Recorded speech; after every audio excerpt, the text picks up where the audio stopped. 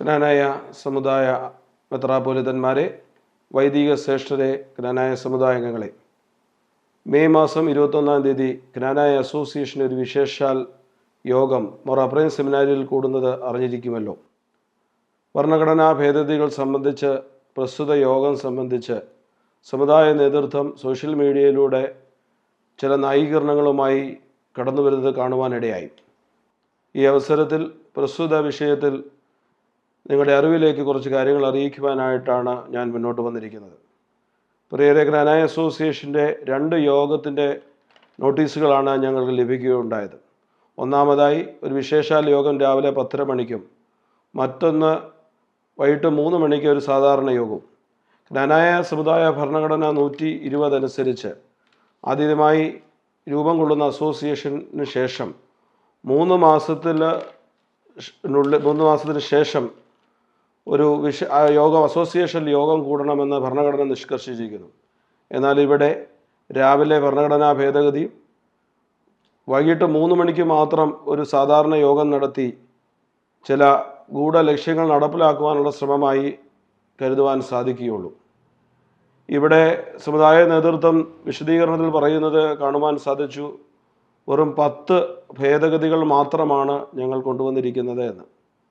എന്നാൽ ഈ ഭരണഘടനാ ഭേദഗതികൾ സസൂക്ഷ്മം വീക്ഷിക്കുമ്പോൾ ജ്ഞാനായ സമുദായത്തിന് സുറിയാനി സഭയുടെ അടിസ്ഥാന വിശ്വാസങ്ങളെയും പിതാക്കന്മാർ കാലാകാലങ്ങളായി നമുക്ക് കൈമാറി തന്ന സ്ലീഹായിക്കെടുത്ത വിശ്വാസങ്ങളെയും എല്ലാ എപ്പിസ്കോപ്പൽ മര്യാദകളെയും കൂടാതെ പുണ്യശ്ലോകനായ ക്ലീമീസ് തിരുമേനി 1995 സുപ്രീം കോടതി വിധിയിലൂടെ നമുക്ക് നേടിത്തന്ന വലിയ പ്രൊട്ടക്ഷനൊക്കെ കാറ്റിൽ പടർത്തുന്നതും തകർക്കുന്നതുമായ ഭരണഘടനാ ഭേദഗതികളാണ് കൊണ്ടുവന്നിരിക്കുന്നത്.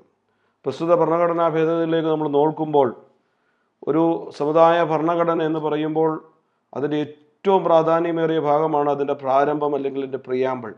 ഇവിടെ പ്രിയാമ്പിൾ ഏതാണ്ട് 100-120 വർഷം 1918 രൂപീകൃതമായ ജ്ഞാനായ സമുദായ ഭരണഘടന അതിൻ്റെ പ്രാരംഭത്തിൽ മുതൽ ഉണ്ടായിരിക്കുന്നതായ ഒരു വലിയ വാക്ക് ഇവിടെ ചേഞ്ച് ചെയ്യപ്പെട്ടിരിക്കുകയാണ്. ശ്ലീഹായിക്കെടുത്ത് സിംഹാസന മേലധികാരത്തെയും എന്ന വാക്ക് ആത്മീയ മേലധ്യക്ഷത എന്ന് ചുരുക്കി ഇവിടെ പുതിയ ഭേദഗതിയിലൂടെ കൊണ്ടുവന്നിരിക്കുകയാണ്. ആ മേലധികാരത്തെ എന്ന വാക്ക് ആത്മീയ മേലധ്യക്ഷത എന്നതിലേക്ക് ചുരുക്കിയിരിക്കുകയാണ്. രണ്ടാമതായി ബഹുമാനപ്പെട്ട സെക്രട്ടറി പറയുന്നതുകൊണ്ടായി പ്രാരംഭത്തിൽ ഞങ്ങൾ സമുദായത്തിൻ്റെ ചരിത്രം വിശദീകരിക്കുകയാണ് ചെയ്തിട്ടുള്ളത്. എന്നാൽ ഈ ചരിത്രം വിശദീകരിച്ചതൊക്കെ നല്ലതാണ്. എന്നാൽ ഈ ചരിത്ര വിശദീകരണത്തിലൊക്കെ നാം നോക്കുമ്പോൾ പരിശുദ്ധ അന്ത്യോക്യ സിംഹാസനവുമായി ജ്ഞാനായ ദീപദരാസനവുമായുള്ള പല സംഭവങ്ങളെ മനഃപൂർവ്വമായി ഒഴിവാക്കിയിരിക്കുന്നതായി കാണുവാൻ സാധിക്കുന്നു.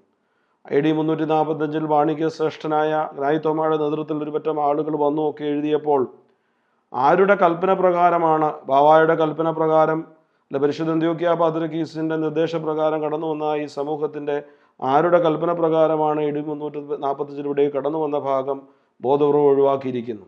രണ്ടാമതായി മലങ്കരയിലെ വിവിധ ദേവാലയങ്ങളായി ചിതറപ്പെട്ട് കടന്നിരുന്നതായ ജ്ഞാനായ സമൂഹത്തെ ഒരു ഭദ്രാസനമായി രൂപീകരിച്ച് ഒരു ഭദ്രാസനത്തിന് കീഴിൽ കൊണ്ടുവന്നത് 1910 അബ്ദേദാലോഹ പാത്രിക്കീസ് ബാവയുടെ കൽപ്പനയാലാണ്.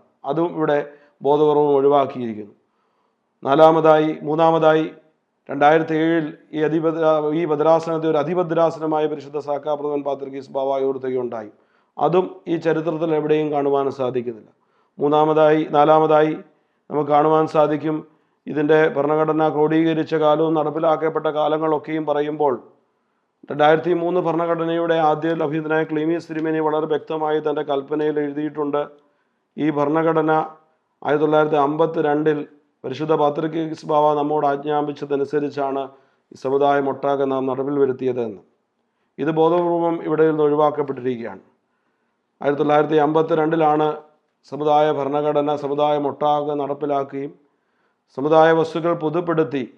കൂടാതെ 1952 ഭരണഘടനയാണ് മലങ്കര സഭാ കേസിൽ OS 4/79 നമ്പർ കേസിൽ എക്സിബിറ്റ് P6 ആയി അഭിനന്ദനായ ക്ലീമീസ് തിരുമേനി പ്രസൻറ്റ് ചെയ്യപ്പെടുകയും ആ ഭരണഘടന നമുക്ക് അംഗീകരിച്ച് ലഭിക്കുകയും ചെയ്തത്. അവയെല്ലാം ഈ ഭേദഗതിയുടെ വലിയ വിശദീകരണം, ചരിത്ര വിശദീകരണത്തിലൊക്കെ സിംഹാസനവുമായി ബന്ധപ്പെട്ട കാര്യങ്ങൾ ബോധപൂർവമായി ഒഴിവാക്കിയിരിക്കുന്നതായി കാണുവാൻ സാധിച്ചു. മറ്റൊന്നാണ് ഉൾഭരണ സ്വാതന്ത്ര്യം എന്ന വാക്ക് ഞങ്ങൾ ഉൾപ്പെടുത്തിയിരിക്കുന്നു. ജ്ഞാനായ സമുദായം ഒരു ഉൾഭരണ സ്വാതന്ത്ര്യമുള്ള ഭദ്രാസനമാണ്. ശരിയാണ്, സെക്രട്ടറി, ജ്ഞാനായ സമുദായത്തിന് ഉൾഭരണ സ്വാതന്ത്ര്യമുണ്ട്. അതിന് അദ്ദേഹം കാരണമായി പറയുന്നത് 1932 പരിശുദ്ധനായ ഇലിയാസ് ദീൻബാവയുടെ മാഗ്ന കർട്ടാ കൽപ്പനയിൽ നമുക്ക് ആ ഉൾഭരണ സ്വാതന്ത്ര്യം അനുവദിച്ച് നൽകിയിട്ടുണ്ട് എന്ന് അദ്ദേഹം പറയുന്നത് കാണുവാൻ സാധിച്ചു. 100% ശരിയാണ്. നമുക്ക് 1932 കൽപ്പന പ്രകാരം നമുക്ക് ഉൾഭരണ സ്വാതന്ത്ര്യമുണ്ട്.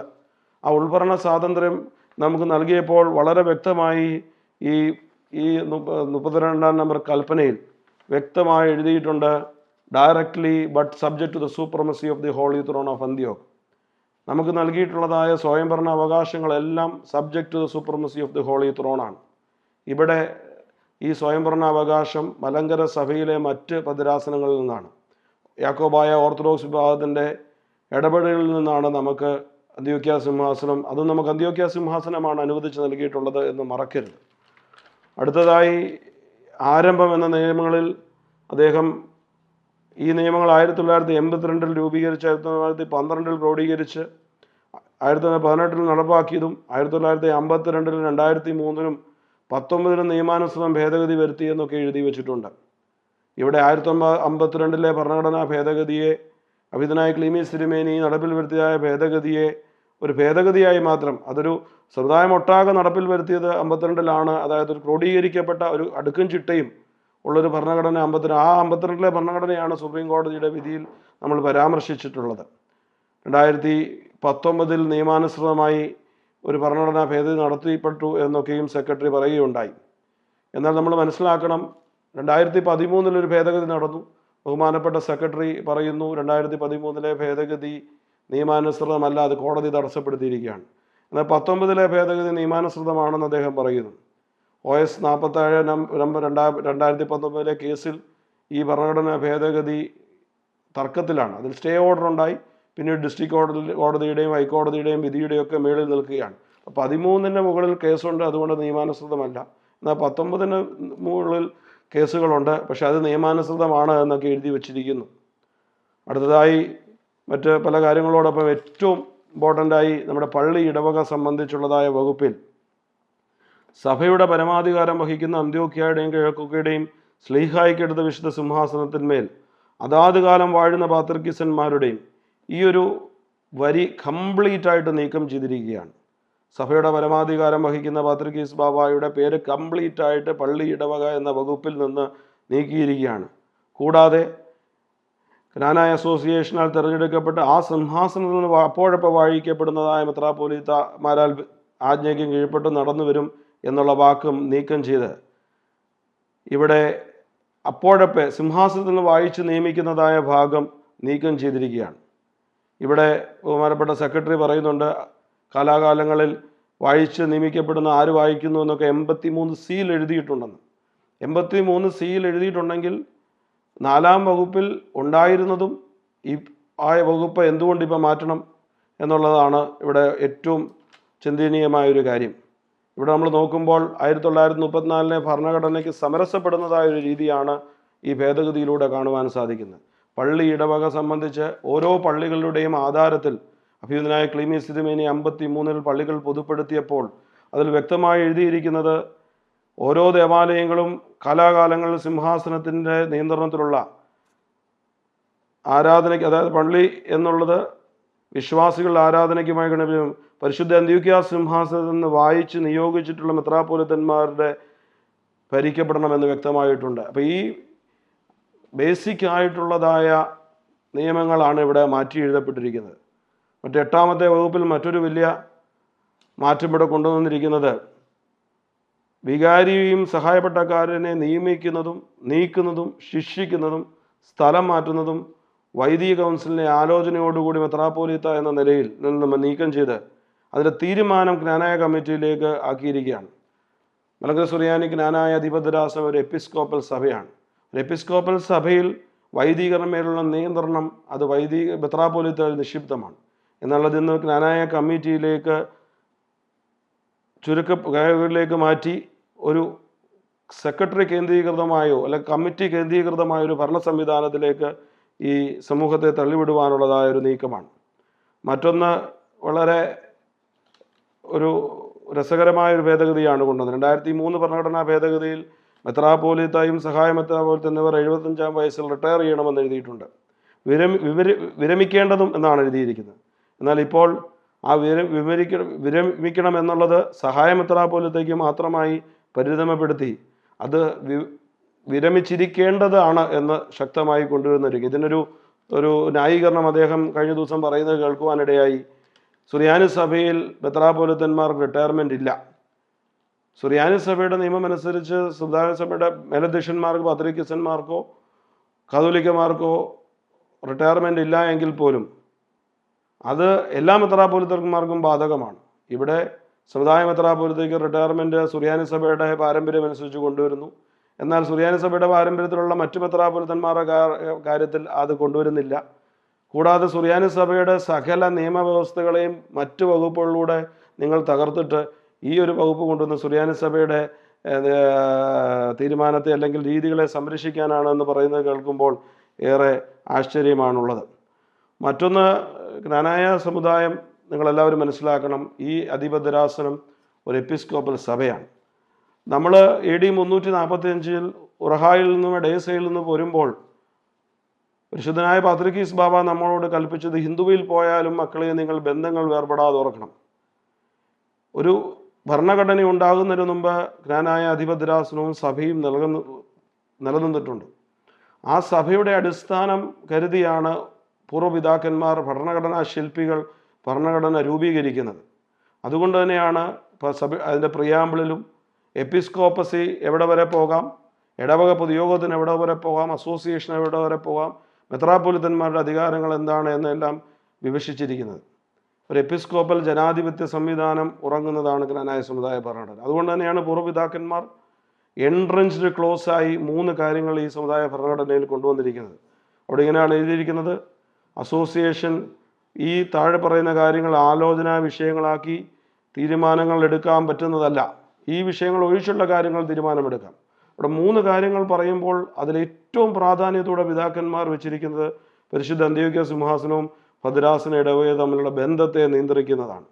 രണ്ടാമതായി പറയുന്ന മെത്രാപ്പോലീത്തായുടെ ഇവിടെ എടുത്തു പറയാത്ത അധികാരങ്ങൾ നിയന്ത്രിക്കുന്ന നിശ്ചയങ്ങൾ ചെയ്യുവാനോ, നാളെ ജ്ഞാനായ കമ്മിറ്റിക്കോ ജ്ഞാനായ അസോസിയേഷനോ കൂടി മെത്രാപ്പോലീത്തായിനെയും ചുവന്ന വസ്ത്രം അണിയേണ്ട, കാവ്യവസ്ത്രം അണിഞ്ഞാൽ മതി എന്ന് തീരുമാനിക്കുവാൻ അവകാശമില്ല. അതോടൊപ്പമാണ് ഭദ്രാസനയുടെ മതസംബന്ധമായ വിശ്വാസത്തിൽ, അത് ജ്ഞാനായത്വം സംബന്ധിച്ച് ഈ 3 പരമപ്രധാനമായ സഭയുടെ അടിസ്ഥാനമാണ് അന്ത്യോക്യ ബന്ധം, അതുപോലെ തന്നെ കാനോൻ നിയമങ്ങൾ, മൂന്നാമതായ എൻഡോഗം. ഈ 3 വിഷയങ്ങളിന്മേൽ ജ്ഞാനായ അസോസിയേഷനെ ബാർ ചെയ്തിരിക്കുകയാണ് ചർച്ച ചെയ്യാനോ തീരുമാനങ്ങൾ എടുക്കുവാനോ.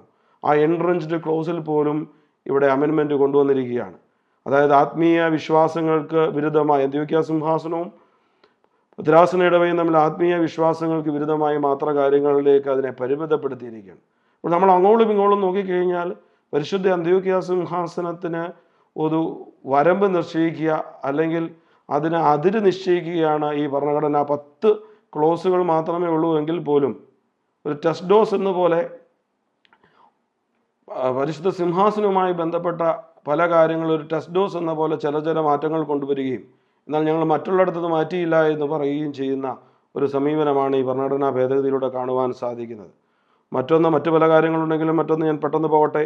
അസോസിയേഷൻ യോഗത്തിൻ്റെ പ്രസിഡൻ്റായി അസോസിയേഷനാണ് ഒരു പ്രസിഡന്റിനെ തിരഞ്ഞെടുക്കുന്നത്. എന്നാൽ പ്രസിഡന്റ് അസാന്നിധ്യത്തിൽ അസോസിയേഷൻ തന്നെ വേണം ഒരു പ്രസിഡന്റിനെ തിരഞ്ഞെടുക്കാൻ എന്നുള്ളതാണ്.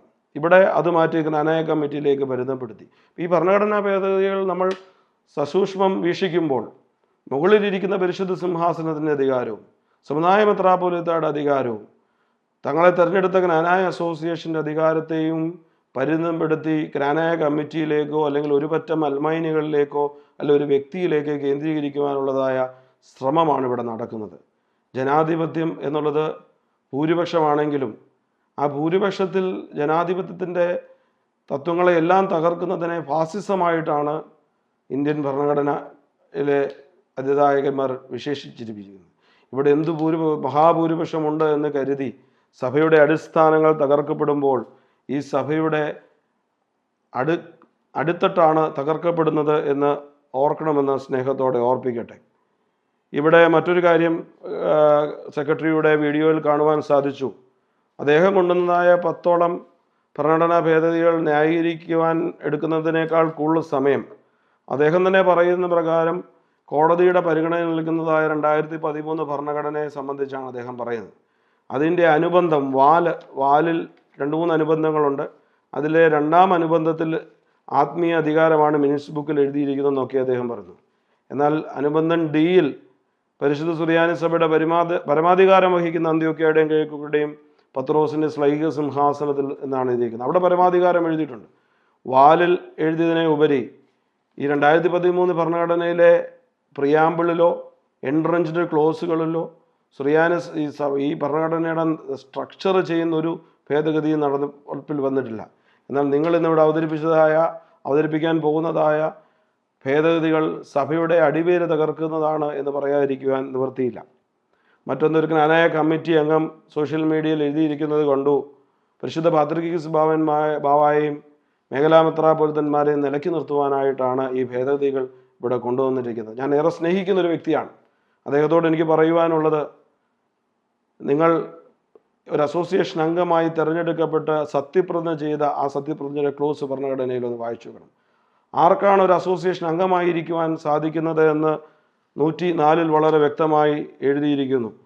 അന്ത്യോക്യയിലെ വിശുദ്ധ ശ്ലീഹായിക്കെടുത്ത സിംഹാസനത്തിന് കീഴ്വഴങ്ങി സത്യകാതോലിക വിശ്വാസത്തെ പാലിച്ചുകൊണ്ടിരിക്കുന്നവരും ആയവർക്ക് മാത്രമേ അസോസിയേഷൻ അംഗമായിരിക്കാൻ പറ്റത്തുള്ളൂ. അപ്പോൾ അങ്ങനെ തിരഞ്ഞെടുക്കപ്പെട്ട താങ്കൾ സിംഹാസനത്തിനെ നിലയ്ക്ക് നിർത്തുവാനാണോ പുറപ്പെട്ടിരിക്കുന്നത്?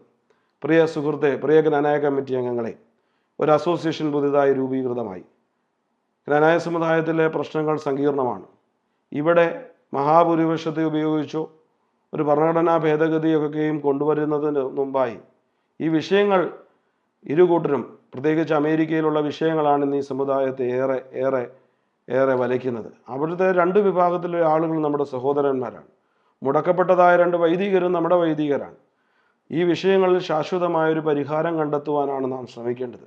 ഈ അസോസിയേഷൻ രൂപീകൃതമായി അതിൻ്റെ ഒരു ആദ്യ യോഗത്തിൽ സഭയുടെ തലയെ അറക്കുന്ന തീരുമാനങ്ങളിൽ നിന്ന് മാറി നിന്നുകൊണ്ട് പോസിറ്റീവായ ചർച്ചകളിലൂടെ ഈ വിഷയങ്ങളെല്ലാം പരിഹരിക്കുവാൻ ഒരു സമിതി എടുത്തോ അല്ലെങ്കിൽ പുതുതായി തിരഞ്ഞെടുക്കപ്പെട്ട അംഗങ്ങളുടെ അഭിപ്രായങ്ങൾ ക്രോഡീകരിച്ച് ഈ സഭയിൽ ശാശ്വത മെത്രാപ്പൊലീത്തന്മാരെ ചേർത്ത് നിർത്തി പരിശുദ്ധ സിംഹാസനത്തെ ചേർത്ത് നിർത്തി വിഷയങ്ങൾ പറഞ്ഞവസാനിപ്പിക്കുവാനാണ് തിരഞ്ഞെടുക്കപ്പെട്ടതായ ജ്ഞാനായ കമ്മിറ്റിയുടെ പ്രാഥമിക ഉത്തരവാദിത്വം. ആയതുകൊണ്ട് തന്നെ ഈ വിഷയത്തിന്മേൽ ഈ സഭയുടെ അടിസ്ഥാനം തകർക്കുന്നതായ നിശ്ചയങ്ങളിൽ നിന്ന് നിങ്ങൾ പുറമോട്ട് വരണമെന്നാണ് ഒരു അസോസിയേഷൻ അംഗം എന്ന നിലയിൽ എൻ്റെ അഭ്യർത്ഥന. അതോടൊപ്പം ഭരണഘടനയുടെ 124-ാം വകുപ്പിൽ വളരെ വ്യക്തമായി എഴുതിയിട്ടുണ്ട്, ഒരു അസോസിയേഷൻ്റെ വിശേഷാൽ യോഗം കൂടണമെങ്കിൽ മെത്രാപ്പൊലീത്തയുടെ അനുവാദം കൂടി കൊണ്ട് മാത്രമേ സാധിക്കുകയുള്ളൂ. എന്തുകൊണ്ടാണ് മെത്രാപ്പൊലീത്തയുടെ അനുവാദം വിശേഷാൽ യോഗത്തിനോ അല്ലെങ്കിൽ ഭരണഘടനാ ഭേദഗതിക്കോ പൂർവ്വപിതാക്കന്മാർ ഭരണഘടനാ ശില്പികൾ നൽകിയിരിക്കുന്നത് എന്തുകൊണ്ടെന്നാൽ എപ്പിസ്കോപ്പൽ സഭയാണ്.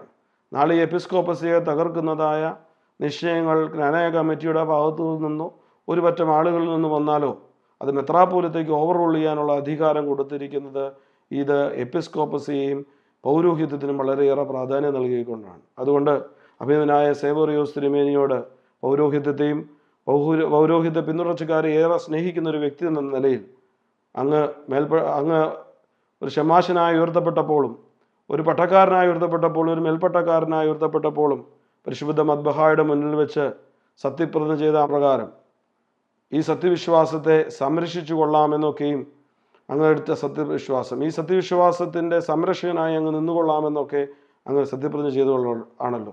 അതുകൊണ്ട് അഭിനന്ദ തിരുമേനിയോട് ഒരു അസോസിയേഷൻ അംഗം എന്ന നിലയിൽ ഈ സഭയുടെ അടിവേര് തകർക്കുന്നതായ, സഭയുടെ സത്യവിശ്വാസത്തെ തകർക്കുന്നതായ, പൗരോഹിത്യത്തിൻ്റെ ഉറവിടമായ അന്ത്യോക്യ സിംഹാസനത്തിന് അതിര് നിശ്ചയിക്കുന്നതായ ഈ ഭരണഘടനാ ഭേദഗതികൾക്ക് അങ്ങ് നൽകിയതായ അപ്രൂവൽ അല്ലെങ്കിൽ അങ്ങനെ അനുമതി പിൻവലിച്ച് ഈ സഭയിൽ ശാശ്വത സമാധാനം ഉണ്ടാക്കുവാൻ ശ്രമിക്കണമേ എന്ന് സ്നേഹത്തോടെ അഭ്യർത്ഥിച്ചുകൊണ്ട്, അങ്ങയുടെ തൃപ്പാദത്തിൽ അഭ്യർത്ഥിച്ചുകൊണ്ട് എൻ്റെ എളിയ വാക്കുകൾ ചുരുക്കുന്നു. ദൈവത്തിൻ്റെ നാമം മാത്രം മഹത്വപ്പെടുത്തുമാറാകട്ടെ.